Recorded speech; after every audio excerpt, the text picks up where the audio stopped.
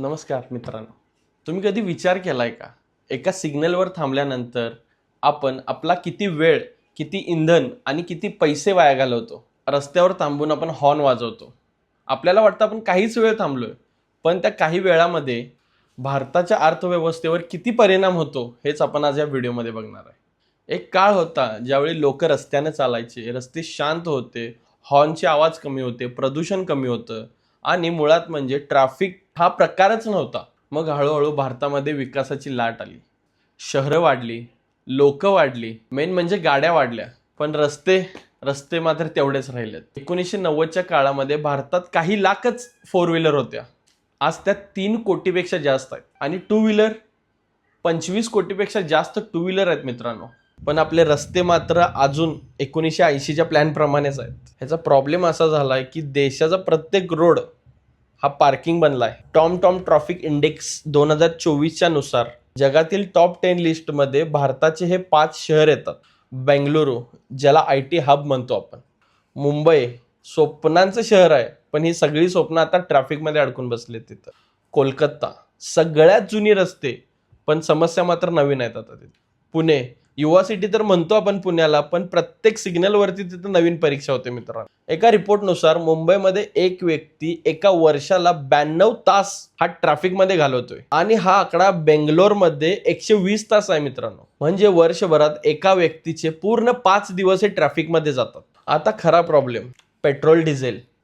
दिल्लीमध्ये एका ट्रॅफिक स्टडीनुसार हे समोर आलं की एका सिग्नलवरती कमीत कमी दिवसाला 1500 लिटर डिझेल आणि पेट्रोल वाया जातं एका सिग्नलवरती. आणि विचार करा असे दिल्लीत किती सिग्नल आहेत. आणि फक्त दिल्लीतच नाही मित्रांनो, भारतामध्ये ट्रॅफिकमुळे दरवर्षी 360 कोटी लिटर पेट्रोल आणि डिझेल हे वाया जातं. ते म्हणजे अंदाजे 40,000 करोड रुपये हे आपले सिग्नलवरती वाया जातं. हाच जर पैसा आपण आरोग्यावर, शिक्षणावरती जर खर्च केला असता तर भारत आत्ताच्या पेक्षा थोडं पाऊल पुढे असता. फक्त पेट्रोल आणि डिझेलचा आणि पैशाचा प्रश्न नाही आहे मित्रांनो. ज्यावेळी सिग्नलवरती गाडी कंटिन्यू चालू असते तिथून CO2 हा जनरेट होतो आणि हवेत मिसळतो. प्रदूषणामध्ये 30% वाटा हा फक्त ट्रॅफिकचा आहे. म्हणजे एका ट्रॅफिकमुळे हवा, आरोग्य आणि पैसा सगळंच प्रॉब्लेम मध्ये आहे. आता आपण थोडा आकड्यांकडे बघूया. वर्ल्ड बँक नुसार भारताचं दरवर्षी GDP मध्ये 1.36% नुकसान होतं, ते फक्त ट्रॅफिक आणि प्रदूषणमुळे. 2018 मध्ये दिल्ली, बेंगलोर, मुंबई आणि कोलकाता या शहरांना एकूण 22 अब्ज डॉलरचं नुकसान झालंय. बेंगलोर सारख्या टेक सिटीजमध्ये दरवर्षी ट्रॅफिकमुळे GDP मध्ये 0.57% इतकी घट बघायला मिळते. याचा थेट परिणाम कंपन्यांच्या इन्कमवरती, देशाच्या प्रगतीवरती आणि माणसांच्या ताणतणावावर पडतोय मित्रांनो. लोक गावातून शहरात आलीत, पण शहरं तयार नव्हती. सार्वजनिक बस आणि ट्रेन पुरेशा नाही आहेत. रस्त्यांची अवस्था तर बघायलाच नको आजकाल. लोकांच्या घरात पार्किंग नसल्यामुळे लोकही रस्त्यावरती पार्किंग करायला लागले. त्यामुळे 20 फुटाचा रस्ता पण आता 5 ते 6 फुटाचा राहिला मित्रांनो फक्त. आणि काही लोक तर नियम पाळतच नाही आहेत.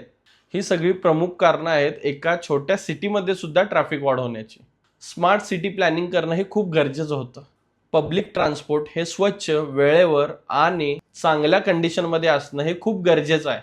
आणि मेन म्हणजे ट्रॅफिक रूल्स हे शाळेपासूनच शिकवले जाणं हे खूप गरजेचं आहे. मुळात म्हणजे भारतातलं ट्रॅफिक ही सिस्टीमची चूक नाहीच आहे, ती आपलीच चुकी आहे.